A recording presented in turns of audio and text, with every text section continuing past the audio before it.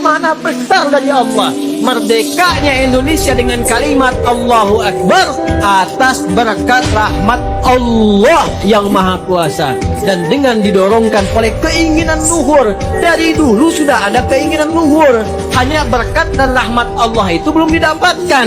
Karena itu ketika didapatkan di bulan Ramadan, Jumat kita deklarasi itu, saya punya Allah. Itu kalau kalimat itu sudah ada dalam hati, saya punya Allah, semua hidup akan terasa ringan, Bu. Ketika ibu punya masalah di rumah tangga dan semua orang mengatakan mustahil, tapi ibu merasa punya Allah, itu ringan. Saya punya Allah. Sekarang itu yang mahal. Jadi semua perilaku kita itu mencerminkan suasana hatinya. Apa yang ada dalam hati itu yang keluar. Jadi kalau ada orang terbiasa berkata-kata kotor, memang pulsa hatinya itu kotor, sehingga kosakata yang keluarnya kotor. Tapi kalau hatinya baik, maka semua ekspresi yang tulus keluar. Allah lebih cinta pelaku maksiat yang gemar bertobat dibandingkan orang soleh yang tidak pernah merasa salah. Jadi kalau antum pernah berbuat maksiat, karena anda manusia. Tapi karena anda manusia, anda tobat. Karena yang tidak tobat itu cuma setan. Setan salah, setan nggak tobat. Manusia salah, manusia tobat. Ketika anda tobat, Allah cinta. Anda merasa soleh, tapi nggak pernah merasa salah, Allah malah nggak suka. Allah lebih mencintai pelaku maksiat yang gemar bertobat dibandingkan orang soleh yang tidak pernah merasa. Bikin status tuh. Kenapa adab didahulukan sebelum ilmu? Adab itu sikap moral yang membimbing kita untuk berperilaku baik. Jelas? Kalau orang berilmu, adabnya belum baik, moralnya belum baik, maka dia akan berbuat perilaku yang buruk, yang damage-nya lebih besar dibandingkan dengan orang yang belum punya ilmu. Boleh saya titip pesan ya? Dan saya sangat serius untuk menyampaikan ini. Kalau Allah anugerahkan titipan anak, baik terlahir dari rahim anda yang perempuan, ataupun Allah titipkan lewat sisi yang lain, demi Allah saya katakan, kalau mau ngajarin ngaji, tolong Al-Fatihahnya anda sendiri yang ngajarkan. Walaupun cuma Bismillahirrahmanirrahim, tolong ajarkan. Karena itu akan ia bawa seumur hidupnya, dan 17 kali dia akan bacakan dalam hidupnya. Maka jangan berikan pahalanya untuk orang lain. Ajarkan di lisan anda, begitu dia bisa mengucapkannya, maka semua hidupnya mengalir pahala untuk anda. Nanti salah satu sebab yang menyebabkan orang sombong ada 4. 1, ziyadatul mal, bertambahnya harta. Yang kedua, ziyadatul mansib, bertambahnya kedudukan. Yang ketiga, ziyadatul ilmi, bertambahnya ilmu. Hati-hati, orang yang sudah rajin belajar, ketika dapat pengetahuan, suka keliru tuh, menganggap yang belum belajar di bawah dia, menganggap yang paling hebat. Itu berbahaya. Yang terakhir, ini yang jarang diduga. Maaf, ini yang jarang diduga. Ziyadatul ta'ah, ketika bertambah ketaatan.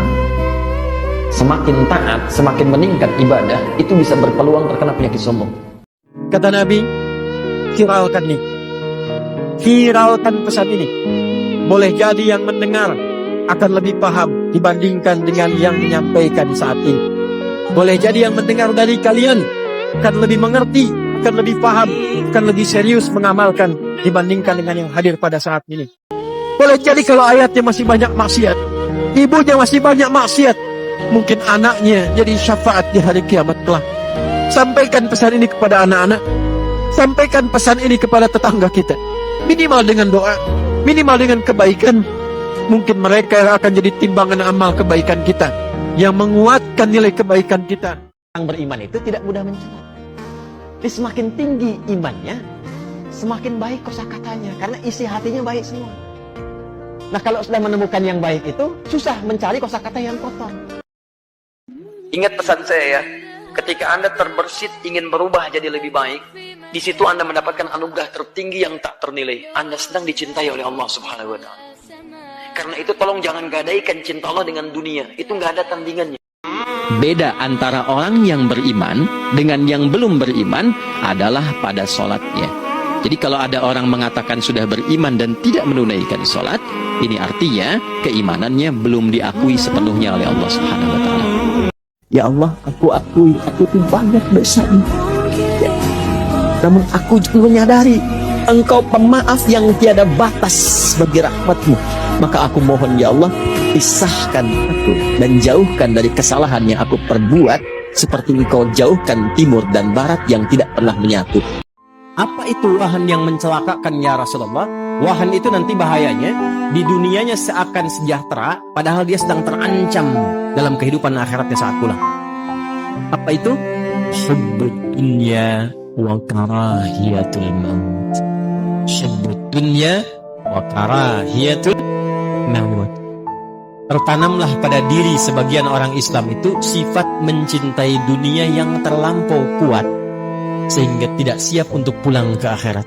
Tanamkan pada jiwaku yang paling dalam, baik dalam keadaan suka ataupun duka, Allah tak akan pernah meninggalkan kita. Prakteknya begini, ada persoalan besar, apapun itu mengguncang jiwa kita, katakan Allah tak akan meninggalkan kita. Ya, di antara ayat paling favorit bagi Nabi itu Al-Baqarah ayat 284 sampai 285. Orang yang hafal 3 ayat ini dan biasa berdoa dengan mengawali dengan 3 ayat ini, sepanjang yang dimintakan baik untuknya dunia akhirat, maka cepat akan dikabulkan oleh Allah. Itu ada di hadis. Ya. Lillahi ma fis samawati wa ma fil ard. Sampai ayat 286, la yukallifullah. Kalau sedang marah dan keluar, duduk dulu supaya dengan posisi rendah itu lebih tenang. Jelas. Kalau enggak rebahan dulu. Turun dulu, turun. Kalau masih terbawa, setan masih provokasi, maka padamkan dengan air, wudu. Salat 2 rakaat supaya tenang, karena salat itu menyatukan semua bentuk zikir. Doa ada di situ, istighfar ada di situ, tawakal ada di situ, sehingga ketika turun sujud lebih tenang keadaan dirinya, lebih tenang untuk mencerna. Jadi tidak ada yang sia-sia dalam ikhtiar kita mencari rezeki. Kalau kita bergerak itu dihitung. Perkara diberikannya kapan, nanti Allah sesuaikan dengan maslahat kita. Kalau ada yang divonis penyakit, entah Anda, kerabat Anda, keluarga Anda, sepupu dan sebagainya, dan dokter mengatakan mustahil sembuh, maka bacakan zikir ini. Allah sudah berjanji di ayat 84-nya, siapa yang mengamalkan zikir ini, saya akan sembuhkan penyakitnya, walaupun ia menderita penyakit seperti Ayyub alaihissalam yang tidak pernah dialami orang sebelumnya atau dirasakan dalam setelahnya.